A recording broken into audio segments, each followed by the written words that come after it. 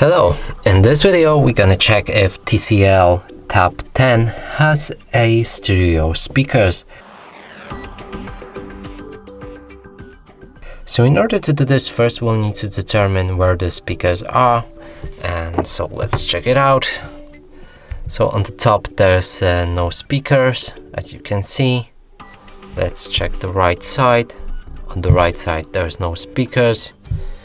On the bottom there's actually two speakers right here.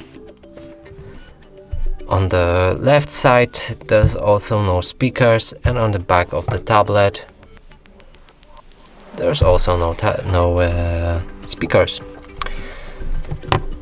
So to determine if they are stereo speakers or mono speakers, we'll need to cover each of the speaker and play some sound or music in this case.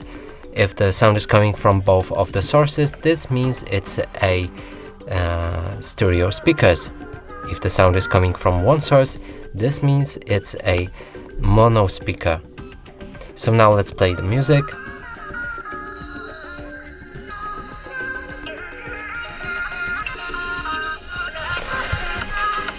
So the sound is coming from both of the sources, and that would mean it is the stereo speakers.